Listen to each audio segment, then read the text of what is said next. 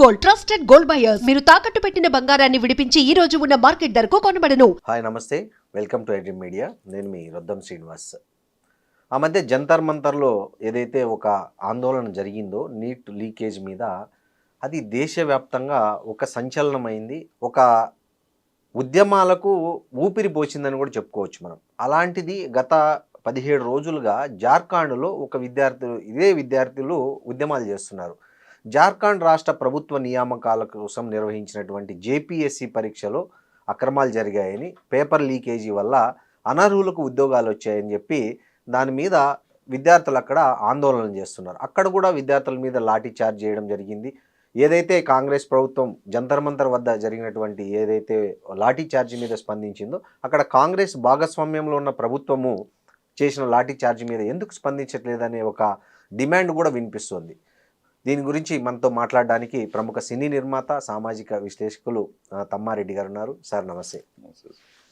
Sir, ఇప్పుడు pro BJP వాళ్ళు వాట్సాప్లో కావచ్చు, సోషల్ మీడియాలో ఒక క్వశ్చన్ చేస్తున్నారు. సెక్యులరిస్టులు, సోకాళ్ళు మేధావులు జంతర్ మంతర్ మీద స్పందించినంతగా ఎందుకు జార్ఖండ్లో విద్యార్థుల లాఠీ చార్జ్ మీద కానీ, విద్యార్థుల ఆందోళనల మీద కానీ ఎందుకు స్పందించడం లేదు?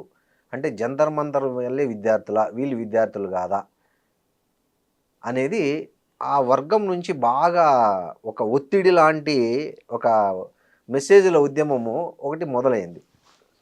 ఏంటి సార్ అసలు మనం ఎట్లా దీన్ని? మామూలుగా అయితే మాట్లాడకూడదు ఈ విషయం సార్. ఈ విషయం కాదు, జనరల్గా చెప్తాం. గతంలో ఏం చేశారు మీరు అనే మాట మనం అనకూడదు. బట్ అన్ఫార్చునేట్గా అనాల్సిన పరిస్థితి ఎందుకు వస్తుందంటే, మనం ఏం మాట్లాడినా నెహ్రూ చేయలేదు, నెహ్రూ వల్లే ఇదే జరిగింది అనే పరిస్థితి. 60 ఏళ్ళైనా ఆయన చచ్చిపోయి. Correct sir. ఆయన చచ్చిపోయి నెహ్రూ గారిని గురించి మనం మాట్లాడుతూ ఉంటాం. సో ఇవాళ జార్ఖండ్ గురించి మీరు మాట్లాడే ముందు, నిన్న జంతర్ మంతర్లో మీరు ఏం చేశారు? కళ్ళ ముందు నిన్నే అది ఎప్పుడుదో 1924 సంగతి మీరు చెప్తున్నారు. ఇప్పుడు 20 days బ్యాక్ సంగతి జంతర్ మంతర్లో ఏం చేశారు? వీళ్ళు స్పందించలే, దాని మీద స్పందించలా. ఇదే మాట, ఇది ఇప్పుడు మాట్లాడుతున్న వాళ్ళు నేను అంటున్నాను, అప్పుడు కూడా మాట్లాడి ఉండొచ్చు కదా. అవును, అప్పుడు కూడా మాట్లాడు. అప్పుడు భయపడ్డారు, ఎందుకంటే వాళ్ళ ప్రభుత్వం కాబట్టి వాళ్ళు మాట్లాడాల. ఇప్పుడు బయట ప్రభుత్వం కాబట్టి మాట్లాడుతున్నారు. సిమిలర్గా కాంగ్రెస్ వాళ్ళు కూడా అక్కడ మాట్లాడినప్పుడు ఇక్కడ ఎందుకు మాట్లాడలేదు అనేది సెకండరీ. రెండోసారికి వస్తుంది, దానికి సెకండరీకి వద్దాం. ఇక్కడికి వచ్చేటప్పటికి యాంటీ సోషల్ ఎలిమెంట్స్ వచ్చినాయి. బొమ్మలు తీసి చూపించారు, ట్రక్లో రాళ్ళు తీసుకొచ్చి పెట్టారు, చూపిస్తున్నారు. వీళ్ళే చూపిస్తున్నారు, చూపించలా. ఆ లాఠీలకి మేకులు కొట్టి తీసుకొచ్చారు, దాన్ని చేయాల. ప్యాలెట్ గన్స్ వాడారు, చెప్పట్లేదు. వాటర్ క్యాన్ వాడకుండా లాఠీ చార్జ్ చేశారు, ఇది చేశారు. వీటన్నిటికీ ఎందుకు స్పందించలేదు ఎవరు? అంతే కదా సార్. ఈ స్పందించని వాళ్ళు స్పందించకుండా ఇప్పుడు ఏదో చేశారు. సో ఇప్పుడు ఏంటి, పగ సాధింపు చర్యలాగా మాట్లాడుతున్నారు. నేను అనేది 100% జార్ఖండ్ విద్యార్థులను స్పందించాలి. మీరు చూస్తే ఇది జరుగుతున్నప్పుడే బీజేపీ వాళ్ళు జార్ఖండ్లో ఉద్యమం చేశారంటే. అవును సార్, నేను మాట్లాడా అక్కడ మన దాంట్లోనే 20 days బ్యాక్ నేను ఎక్కడో వీడియోలో క్లిప్పింగ్ చూసా.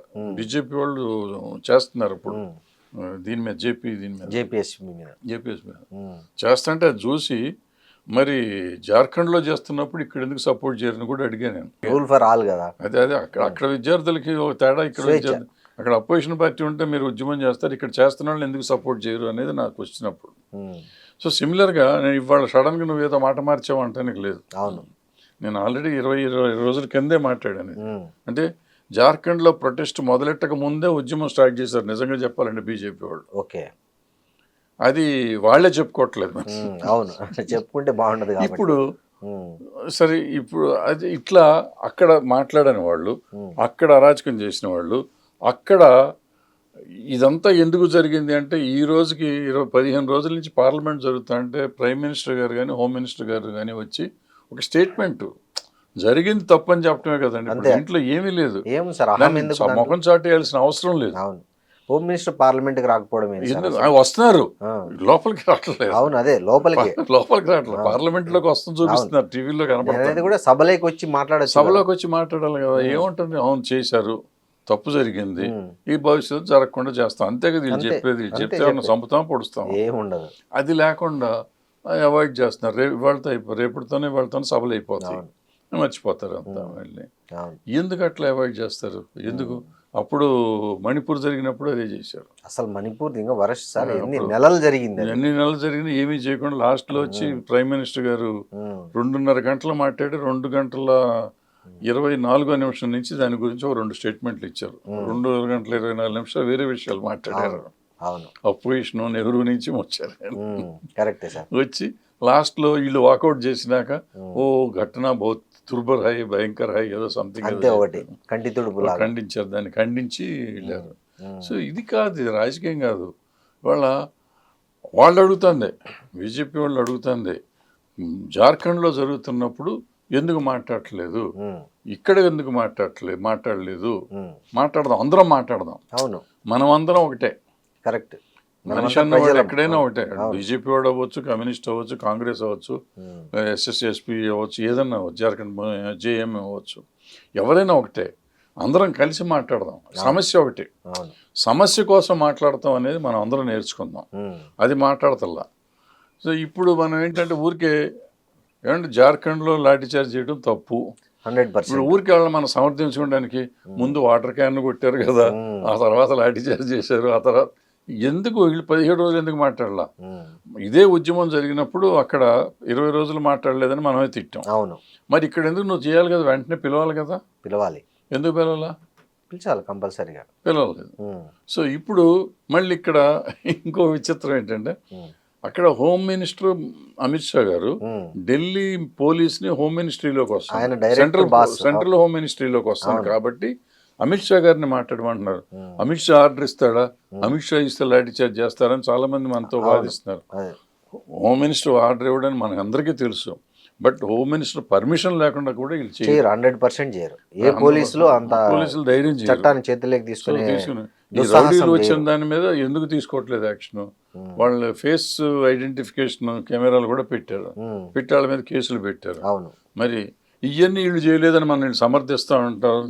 ఇది తప్పు. అసలు అంతర్మంతర్లు అంత జరిగినాక జార్ఖండ్లో స్టార్ట్ అవ్విన 3వ రోజు కన్నా నువ్వు పిలిచి మాట్లాడాల్సిన బాధ్యత నీకు ఉంది. అవును.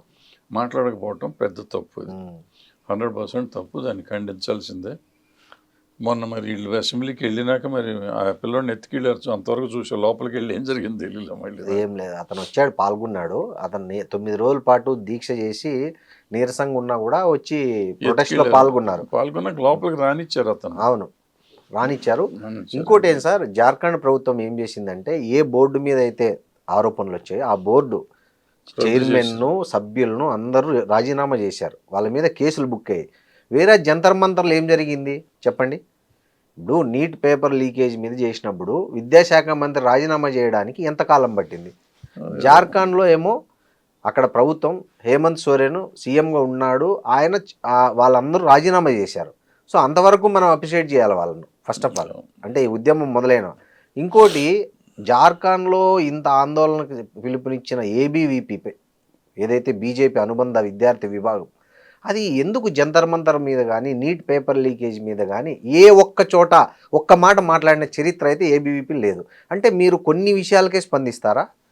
కొన్ని రాష్ట్రాలకే స్పందిస్తారా? అంటే ప్రతిపక్షాలు ఉన్న చోటే స్పందిస్తారా? అఖిల భారత విద్యార్థి విభాగం కదా మీరు, మరి అఖిల ఎందుకు ఇంకా ఊరికే జస్ట్ విద్యార్థి విభాగం అని పెట్టుకోవచ్చేమో నాకు తెలిసినంత వరకు. అంతే కదా సార్? సార్ ఇక్కడ జార్ఖండ్ కూడా ఆ అమ్మాయి పాపం, అమ్మాయి పేరేంటి, ఏఎస్ఏ ప్రెసిడెంట్. అవును, ఆ అమ్మాయి మీద ఇంకు చల్లారు, ఇంకు చల్లి గొడవ చేశారు. ఎందుకంటే వాళ్ళు ఉద్యమం కలుస్తామంటే కలుపుకోవాలి కదా. అవును, కలుపుకోవటం పోయి ఇంకు చల్లి, పైగాను అదే విద్యార్థులు ఇక్కడ ఛాలెంజ్లు చేశారు, చంపేస్తాం పొడిచేస్తాం అని. అవును, ఢిల్లీలో. కరెక్ట్. ఢిల్లీలో అసలు వీళ్ళని చంపేస్తాం, వీళ్ళు అసలు విద్యార్థులు కాదు, అవును, ఫారిన్ ఏజెంట్స్ అన్నారు. కొంచెంసేపు పాకిస్తాన్ నుంచి డబ్బులు అన్నారు, నేరస్తులు 2000 మంది ఉన్నారు దాంట్లో అన్నారు, ఇవన్నీ చెప్పారు. మరి అదే మరి ఇక్కడ చేస్తే నేరస్తులు కదా. అంతే కదా సార్, వీళ్ళు నేరస్తులు అనుకోవాలా? బట్ ఇక్కడ కూడా వాళ్ళు రాళ్ళు కొట్టేవాళ్ళు మళ్ళీ కనపడతానే ఉన్నారు మళ్ళీ. అవును, ఇక్కడ పోలీసు లాఠీ చార్జ్కి ముందు రాళ్ళు కొట్టారు, అక్కడ రాళ్ళు కొట్టారు, వాళ్ళు కనపడ్డారు, వీళ్ళు కనపడ్డారు. కనపడ్డాళ్ళు ఆ గవర్నమెంట్ అయినా ఈ గవర్నమెంట్ అయినా అరెస్ట్ చేయాలి. వీడియోలు కనపడుతుంటే లా అండ్ ఆర్డర్ ప్రాబ్లము ఎవరు చేయరు. ఇప్పుడు జంతర్ మంతర్లో నేరస్తులు వచ్చారంటే ఎవరి తప్పు? నేరస్తులు బయటికి రావడం ఎవరి వైఫల్యము? హోమ్ మినిస్ట్రీ వైఫల్యం. మరి దానికి విద్యార్థులు నిందించడం ఎట్లా? అంతే చెయ్యం, అంతే కదా సార్, చెయ్యం అంతే. ఇప్పుడు మనకి ఇష్టం లేని పని చెయ్యం కదా.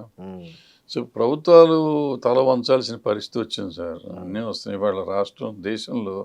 ఇప్పుడు వాళ్ళు స్కూల్ పిల్లలు చేశారు. నేను ఇంకో రాష్ట్రం ఎక్కడో జైపూర్లో అనుకుంటా, మూగా చెవుడు వాళ్ళు చేస్తున్నారు, వాళ్ళు కూడా దారిలో పెట్టారు. కరెక్ట్. స్కూల్ పిల్లలు చేస్తున్నారు, కిండర్ గార్డెన్ నుంచి 10th క్లాస్ దాకా అనుకుంటా. ఆ పిల్లలు ఏదో స్ట్రైక్ చేస్తున్నారు ఒక చోట, అవును, యూపీలో అనుకుంటా. మొత్తానికి దేశవ్యాప్తంగా ఒక కదలిక వచ్చింది సార్. కదలిక మొత్తం పిల్లలు వస్తున్నారు. విద్యార్థి లోకం కదిలింది సార్. వాళ్ళు ఏబీవీపీ వాళ్ళు అవ్వచ్చు, ఏఎస్సీ వాళ్ళు అవ్వచ్చు, యూత్ కాంగ్రెస్ వాళ్ళు అవ్వచ్చు, ఎవరైనా కానీ దేశం అంతా యువత కదిలింది. ఒక ఆలోచన వచ్చింది మొత్తానికి. అది ఎవరిని ఏ ప్రభుత్వాన్ని ఎదిరించినా కానీ మంచి జరగాలి దేశానికి. సో ప్రశ్నించే తత్వం వస్తుంది, ప్రశ్నించాలి. సో ప్రశ్నించేవాడని గౌరవించడం ప్రభుత్వాలు నేర్చుకోవాలి. ప్రభుత్వాలు గౌరవించడం మానేసి మమ్మల్ని ఎవడు ఏమీ చేయలేడు అని అనుకుంటే మాత్రం మెడలు ఉంచుతారు. ఏ రోజుకైనా ఇవన్నీ కూలాల్సిందే. ఎంతెంతో గొప్పవాళ్ళే నిలబడలేదు. అంతటి ఇందిరాగాంధీని ఆ రోజు మడిలో ఉంచేసారు. ఆవిడకంటే గొప్ప లీడర్స్ ఇంతవరకు మన దేశంలో అంత రాదు. మరి ఆవిడను కూడా పంపించేశారు పిచ్చి పనులు చేస్తే. సో ఎవరినైనా కానీ క్షమించరు. ఇక్కడ టైం వస్తుంది, కొన్ని రోజులు మోసపోతూ ఉండొచ్చు, ఎక్కువ కాలం మోసపోయేది ఉండదు సార్. నల్సార్ ఎంత దాకా పోయిందంటే చూడండి, నల్సార్ యూనివర్సిటీ స్నాతకోత్సవానికి ఒక సుప్రీంకోర్టు చీఫ్ జస్టిస్ను చీఫ్ గెస్ట్గా పిలిస్తే ఆయన వస్తే మేము ఆయన చేతుల మీదుగా పట్టాలు తీసుకోమని 400 పైచిలకు విద్యార్థులు వీసీకి లెటర్ రాయడం అనేది దేశంలో ఎంత పెద్ద సంచలనం. ఇది వాళ్ళు తప్పండి పాపం. నేను ఒప్పుకున్నాను. ఎందుకు ఒప్పుకోనంటే సార్, ఆ సీజే గారు వాళ్ళ దేశాన్ని రక్షించాడు. ఆయన పెట్టిన భిక్ష పెట్టకపోతే కాక్రోచ్ వచ్చేవారు. అవును, వాస్తవం. కాక్రోచ్ పుట్టారు, అదేదో ఆరుతున్న జ్వాలను వెలిగించారని, ఎవరో జ్వాలను వెలిగించారు. అందుకని మనకి ఆయన ఫోటో పెట్టుకుని పూజ చేయాలంట. ఇవాళ దేశాన్ని ఒక తాటి మీదకి తీసుకొస్తాను ప్రయత్నం చేసిన ఆయనకి మనం డెఫినెట్ గా రుణపడి ఉండాలి. పాపం వాళ్ళకి తెలియక లెటర్ రాసి ఉంటారు వద్దని, కానీ ఆయన వస్తే ఆయనకి ఫోటోలు గిట్టోలకి పూజలు గీజలు చేసి ఉంటే బాగుండేది. కరెక్టే సార్. ఆయన ఆ మాట అనకపోతే ఈ స్థాయిలో కదలికి వచ్చేది కాదు, ఇంత చైతన్యము వచ్చేది కాదు. మొత్తం విచిత్రం అంటే చూసారు, ఇది మనకి ఉద్యమాలకి పోతుగడ్డ సౌత్ ఇండియా. మనకి తమిళనాడు కానీ, ఇక్కడ కానీ, ఆంధ్ర కానీ, హైదరాబాద్, తెలంగాణ కానీ, కేరళ కానీ, కర్ణాటక కానీ, కేరళ కానీ అన్ని చోట్ల ఉంటాయి. విచిత్రంగా ఇప్పుడు ఇక్కడ ఎక్కడ ఉద్యమాలు లేవు, పెద్ద కనపడుతుంది సార్. అఫ్కోర్స్ అక్కడ రైతులు, తెలంగాణ తమిళనాడులో రైతులు ఏదో చేస్తున్నారు, కేరళలో కూడా ఏదో చిన్నది ఏదో ఉన్నట్టు, పెద్ద ఏం లేవు, పెద్దవి లేవు. అక్కడ జరుగుతున్న అసలు పంజాబ్ రైతులు ఎంత పెద్ద ఉద్యమం చేస్తారు. ఇప్పుడు మళ్ళీ మొదలెడుతున్నారు ఉద్యమము. చాలా సీరియస్ ఉద్యమాలు జరిగినాయి, ఇక్కడ లేవు. చూద్దాం మరి ఏమవుతుందో. సార్, కాంగ్రెస్ పార్టీ కూడా చాలా ద్వంద్వ వైఖరితో ఉంటుంది. ఎందుకంటే ఇప్పుడు ఇక్కడ జార్ఖండ్లో నడుస్తున్నది కాంగ్రెస్ సపోర్ట్తో ఉన్న ప్రభుత్వం. అక్కడ విద్యార్థుల మీద లాఠీ చార్జ్ చేయమని డైరెక్ట్గా సీఎం చెప్పాడు, కానీ మాట తప్పి లాఠీ చార్జ్ చేశారు. కనీసం రాహుల్ గాంధీ గారు ఇట్లాంటి వాళ్ళు ఒక ట్వీట్ చేసి వదిలేయకుండా అది కరెక్ట్ కాదు, మనం జంతర్ మంతర్లో ఏం మాట్లాడాము అక్కడ ఎందుకు విద్యార్థులు ప్రయోగించాల్సి వస్తుంది అనే ఒక వాళ్ళు వచ్చి అక్కడ వాళ్ళతో మాట్లాడితే కూడా మంచిగా ఉండేది కదా సార్. అంటే కాంగ్రెస్ పార్టీ కూడా ఎందుకో రియలిస్టిక్గా. నేను ఒకదాన్ని మాత్రం ఒప్పుకోనండి, ఇక్కడ ప్రైమ్ మినిస్టర్ అవ్వచ్చు, రాహుల్ గాంధీ అవ్వచ్చు, ఎవరైనా కానీ ప్రతిదానికి వాళ్ళు వచ్చి మాట్లాడాలి అనేది అసలు సమస్య కాదండి. సమస్యకి పరిష్కారం అనేది పరిష్కారం. అవును. ఇప్పుడు ప్రధానమంత్రి గారు కానీ, లేకపోతే హోమ్ మినిస్టర్ గారు కానీ, లేకపోతే ఎడ్యుకేషన్ మినిస్టర్ కానీ జంతర్ మంతర్ వెళ్ళి మాట్లాడాల్సిన అవసరం లేదు. ఇదేంటి, పేపర్ లీక్ అయిన వాళ్ళకి అన్యాయం జరగకుండా న్యాయం కావాలి, బాధ్యత వహించాలి. వీళ్ళు స్టేట్మెంట్ ఏంటి, నేను బాధ్యత వహిస్తున్నాను, ప్రభుత్వం బాధ్యత వహిస్తుందని ఒక్క పదం లేదు. ఇదే కదా కావాల్సింది. దీనికి వీళ్ళు రావాల్సిన అవసరం కూడా లేదు, ఇంట్లో కూర్చొని చెప్తే చాలు. ఇక్కడ కూడా అంతే, ముందు ఎవళ్ళు బాధ్యత వహిస్తాం అంటలేదు ఫస్ట్. ప్లస్ మనం ఎక్కడ మనం డైవర్ట్ అయిపోతున్నాం. నన్ను చూస్తానికి ఎందుకు రాలేదు? ఎందుకు రావాలి నిన్ను చూస్తానికి? నువ్వు 140 కోట్లలో నువ్వు ఒకడివి. అవును. నేను 140 కోట్లను చూస్తానికి ఇక్కడ ఉన్నా. అవును. ప్రధానమంత్రి గారు అనేవాళ్ళు 140 కోట్లకి దేశానికి ప్రతినిధి. అధ్యక్షుడు. అవును. సో ఆయన ఒక చోట ఏదో ఉద్యమం జరిగితే పరిగెత్తుకు వెళ్ళిపోయి నేనున్నా ఇది ఎలక్షన్ రాజకీయం అవుతుంది తప్ప అవదు. So has to control everything. మాట్లాడితే నువ్వు రాలేదు, చీఫ్ మినిస్టర్ రాలేదు, ముఖ్యమంత్రి రాలే, ప్రధానమంత్రి రాలే మీరు అంటాం. అన్నట్లు జవాబుదారీతనం బాధ్యత వహిస్తే సరిపోతుంది. బాధ్యత వహించాలి, అవును. బాధ్యత వహించాలి. మేము ఉన్నామని భరోసా ఇవ్వాలి ప్రతి మనిషికి, పౌరుడికి. నువ్వు ఏ పార్టీకి గెలిచావు అనేది కాదు ముఖ్యం అక్కడ. నువ్వు గెలిచిన రోజు నుంచి ప్రతి పౌరుడికి నువ్వు రిప్రజెంటేటివ్. ఈ భారతదేశం 140 కోట్లకి నువ్వు రిప్రజెంటేటివ్. ప్రతి పౌరుడికి నువ్వు భరోసా ఇవ్వాల్సిన బాధ్యత నీకు ఉంది. నువ్వు కొంతమందికి ఇచ్చి మిగిలిన వాళ్ళు దేశద్రోహులను తప్పించుకోవడానికి లేదు. అవును. వాడు దేశద్రోహి అయితే నువ్వు శిక్షించి లోపలేయాల్సిన బాధ్యత నీకు ఉంది. అంతే కదా సార్. నువ్వు దేశద్రోహి అని మాట్లాడుతూ తిరుగుతూ ఉంటాం కాదు. ఎవడు దేశద్రోహి? నువ్వు 70,000 కోట్లు ఉన్నా, 70 కోట్లు ఉన్నారా? 70 కోట్లలో జైలు అయ్యి. అవును. నువ్వు వేయకుండా నువ్వు దేశద్రోహి అనుకుంటే తిరుగుతూ ఉంటే ఎట్లా కుదురుతుంది? సో మనం భరోసా ఇవ్వట్లేదు ఏ ప్రభుత్వాలైనా, సెంట్రల్ గవర్నమెంట్ అనుకోండి, స్టేట్ గవర్నమెంట్స్ అనుకోండి. ఎవరికి భరోసా ఇవ్వకుండా వాళ్ళని వీళ్ళని వాళ్ళు తిట్టుకుంటూ తిరుగుతున్నారు. ఇది సిస్టంలోనే తప్పు, చాలా తప్పు ఉంది. మనుషుల దృక్పథంలో కూడా తప్పు ఇచ్చేస్తున్నారు. సరే, ఇదే జంజీ ఉద్యమాన్ని ఆర్ఎస్ఎస్ సపోర్ట్ చేశారు. మోహన్ భగత్ గారు వాళ్ళతో కలిసి మాట్లాడి నిరసన తెలిపే హక్కు ప్రజాస్వామ్యంలో ఉంటుంది, దాన్ని ప్రభుత్వాలు నిరసనగా తీసుకొని దాని పరిష్కారం చూపాలి కానీ ఇట్లా చేయకూడదని ఆయన అన్నారు. ఇంకోవైపు ఇది ఏంటి సార్, దీన్ని ఎలా అర్థం చేసుకోవాలి? లేదండి, మీకు ఆర్ఎస్ఎస్ పాత వాళ్ళని చూస్తే ఇప్పుడు వాళ్ళు చాలా బాగుంటారండి. నాకు మోహన్ భగత్ గారు ఇక్కడికి వచ్చినప్పుడు ఒక మీటింగ్ పెట్టారండి మమ్మల్ని. నేను కూడా వెళ్ళాను, నన్ను కూడా పిలిచారు.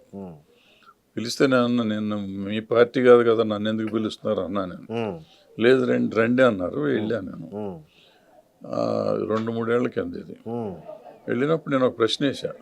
అప్పుడు ఇదే ఈ పద్మావతి మొన్న చెప్పాను కదా మీకు. అవును. అది ఇట్లా జరిగిందండి. జరిగితే ఎందుకు ఖండించలేదు? ప్రధానమంత్రి దగ్గర నుంచి ఎవరైనా ఖండించాలి, మీరు కూడా ఖండించలేదు అని. ఆయన నాకు తెలియదు అన్నాడు. నేను నమ్మను అనేది పక్కన పెడితే, అయితే తప్పు, ఖండించకుండా ఉండటం కూడా తప్పు, జరిగింది తప్పు, అన్నవాడి తప్పు అని ఆయన ఓపెన్గా ఇచ్చి you put it on record అన్నాడు. ఆయన నువ్వు put on record, it should be condemned. అంటే మేము కాలేజీలో ఉన్నప్పుడు అండి ఏబీవీపీకి మాకు ఘర్షణలండి ఆ రోజుల్లో. మీరే విద్యార్థి ఉద్యమం? మేము స్టూడెంట్ ఫెడరేషన్ అండి. ఎస్ఎఫ్ఐ. ASF all India. సో కొట్టుకున్న జార్జ్ రెడ్డి మర్డర్ కూడా ఆ టైంలోనే అయ్యింది. సో అయినా కూడా ఈ రోజుకి అప్పుడు అపోజిషన్లో ఉన్నవాళ్ళు ఈ రోజుకి ఎంత ప్రేమగా ఉంటారంటే, ఎంత ఇదంటే, నాకు మొన్న ఈ కరోనా వచ్చినప్పుడు అపోజిషన్ మేము బాగా కొట్టుకునే ఒక ఫ్రెండు అమెరికా నుంచి ఫోన్ చేశాడు. ఆయన అమెరికా వెళ్ళిపోయాడు, ఆయన ఆర్ఎస్ఎస్లో ఉండేవాడు. అక్కడి నుంచి ఫోన్ చేసి, అరే ఏం చేస్తున్నావు రా అన్నాడు. ఏం లేదు ఎక్కడ. అరే నువ్వు వదిన వచ్చేయండి రా. ఏముంటారా మీరు, వద్దు ఇప్పుడు కరోనా ఉంది, ఏదైనా టికెట్లు పంపిస్తాం అంటే కన్సర్న్. అవును. ఎవరు ఎప్పుడు 30-50-40 ఏళ్ల కింద చదువుకున్నాం మేము. 73 గ్రూప్స్, రైవల్ గ్రూప్ 73లో మేము బయటకు వచ్చాం. అప్పుడు అది 27 ఏళ్ళు, ఇది ఒక 25 ఏళ్ళు, 50 ఏళ్ల తర్వాత గుర్తుపెట్టుకుని ఫోన్ చేసి జాగ్రత్తగా ఉండండి, ఫ్యామిలీతో బాగుండాలి అని కోరుకోవటం అంటే దట్ ఈస్ అండ్ మనకి రైవలరీ ఉండటం వేరును, మనిషికి గౌరవించుకోవటం వేరండి. సో మోహన్ భగత్ గారు కూడా నాకు ఈ మొన్న జంజీ విషయంలో కానీ అప్పుడు విషయంలో కానీ అంటే ఆయన ఎప్పుడు రెస్పాండ్ అయినా కరెక్ట్గానే రెస్పాండ్ అవుతున్నారండి. అవును సార్. వాళ్ళ ఆశయాలు వేరే ఉండొచ్చు, సిద్ధాంతాలు వేరే ఉండొచ్చు, ఆలోచనలు వేరే ఉండొచ్చు, కానీ అండి మనిషి గౌరవించడం వాళ్ళ దగ్గర ఉందండి. ఇప్పుడున్న జనరేషన్లో లేదు అది. సో ఆయన స్పందించిన తీరు వేరుగా ఉంటుంది. నేను పర్సనల్గా ఆయనతో నేను 2 గంటలు స్పెండ్ చేశాను. సో దాన్ని బట్టి నేను అంటున్నాను. అంటే ఇది కాన్ఫ్లిక్ట్ లాగా చూడొచ్చా సార్? బీజేపీ వర్సెస్ ఆర్ఎస్ఎస్ లాగా చూడొచ్చు అంటారా దీన్ని? కాన్ఫ్లిక్ట్ ఏం కదండి. ఇప్పుడు మనం బయటికి మన లోపల విషయాలు మనకు తెలియదు. ఆర్ఎస్ఎస్ కంట్రోల్ చేస్తుంది అది ఇది అని బయట చెప్తూ ఉంటాం. మనకి ఇష్టం లేదు కాబట్టి చెప్తున్నాము, అది నిజమా ఎవరికి తెలియదు.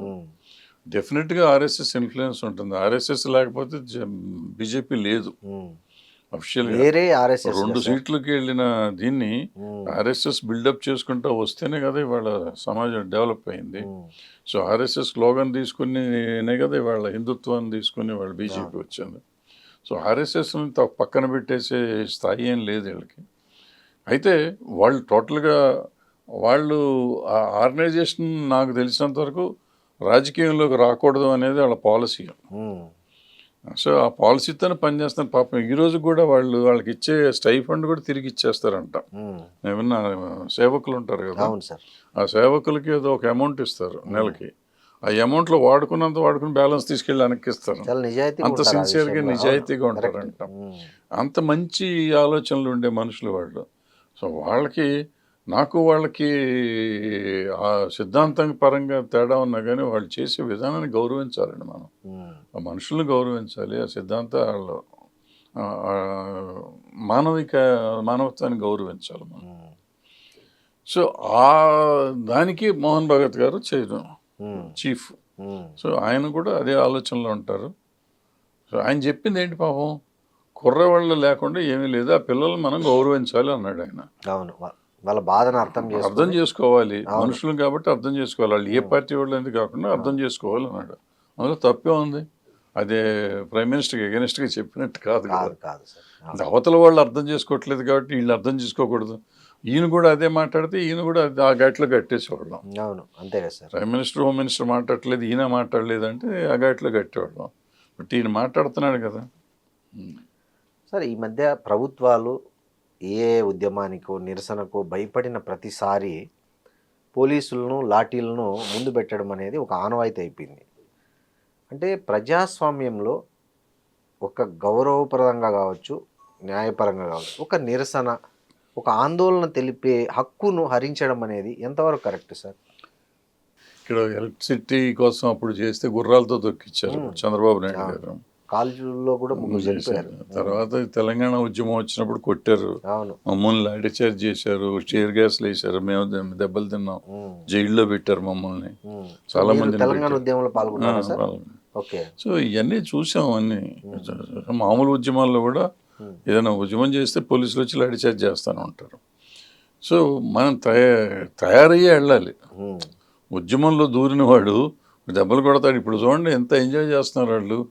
నాకు ముచ్చటేసింది. జంతర్ మంతర్లో కానీ లేకపోతే ఇక్కడ జార్ఖండ్లో కూడా 2 చోట్ల జార్ఖండ్లో అయితే అక్కడ వాటర్ క్యాన్ కొడతాండి, ఏ ప్రెషర్ రావట్లేదు, సో షాంపూ పెట్టుకున్నా అది అక్కడ బీహార్లో. ఇక్కడ కూడా ఆల్మోస్ట్ స్నానాలు చేస్తున్నారు, ఆ నీళ్ళలో స్నానం చేస్తున్నారు. సో అంత సరదాగా ఎంజాయ్ చేస్తూ ఉద్యమం చేస్తున్నారు. ఉద్యమం చేయటం ఏదో రక్తదానం చేసిన లెవెల్లో కాకుండా, చెమటోడ్చి కష్టపడుతున్నాం కాకుండా ఎంజాయ్ చేస్తున్నారు, సమస్య కోసం పరితపిస్తున్నారు, పోరాడుతున్నారు. సో ఈ పోరాటాన్ని మనం జాగ్రత్తగా చూడాల్సిన బాధ్యత సీనియర్స్లో ఉంది, ఈ నాయకత్వంలో ఉంది. చూడాలి మరి ఏం చేస్తారు. Thank you sir.